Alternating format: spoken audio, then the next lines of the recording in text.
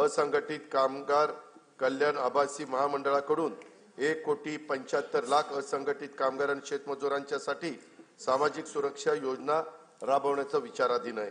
संजय गांधी निराधार योजना, श्रावणबाळ सेवा राज्य निवृत्ती वेतन योजना तसेच अन्य विशेष सहाय्य योजनातील अर्थसहाय्य सर्व लाभार्थींना बँक खात्यात थेट जमा करण्यात येणारे डीबीटी पद्धतीने लेख लाडकी योजनेअंतर्गत 1,13,000 लाभार्थींना थेट लाभ देण्यात आला आहे। 2025-26 साठी या योजनेच्या करता 50,55,00,000 रुपयाचा नियतव्यय प्रस्तावित आहे।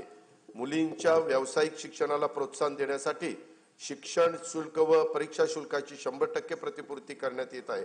मान्यता प्राप्त उच्च आणि व्यावसायिक अभ्यासक्रमाचे केंद्रीभूत प्रवेश प्रक्रियेद्वारे प्रवेश घेणाऱ्या आणि ज्यांचे कुटुंबाचे वार्षिक उत्पन्न 8 लाख रुपयापेक्षा कमी आहे अशा विद्यार्थ्यांना हा लाभ देण्यात येतो।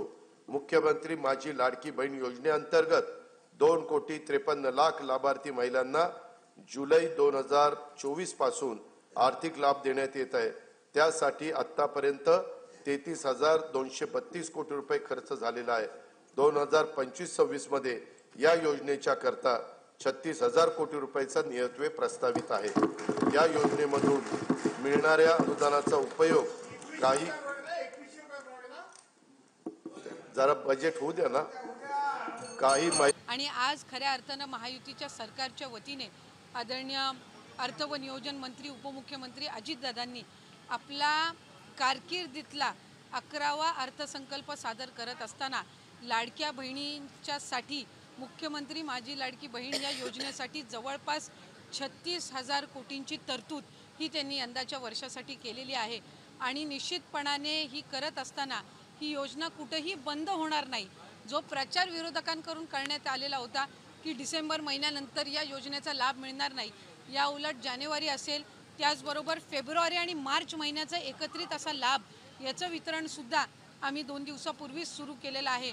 आणि लाडक्या बहिणींच्या खात्यामध्ये फेब्रुवारी महिन्याचे 1,500 हे त्या ठिकाणी 2 दिवसातच पोहोचलेले आहेत आणि मार्च महिन्याचे 1,500 सुद्धा ते पोहोचवण्याचं काम सुद्धा प्रगतीपथावर आहे। त्याच्यामुळे ही योजना ही महायुतीच्या सरकारची महत्त्वाकांक्षी योजना जी मुख्यमंत्री देवेंद्रजी फडणवीस साहेब, उपमुख्यमंत्री एकनाथजी शिंदे साहेब आणि उपमुख्यमंत्री अजितदादा यांच्या नेतृत्वाखाली अशाच पद्धतीनं कार्यरत राहणार आहे आणि तेच आपल्याला आजच्या अर्थसंकल्पातून पाहायला मिळालं।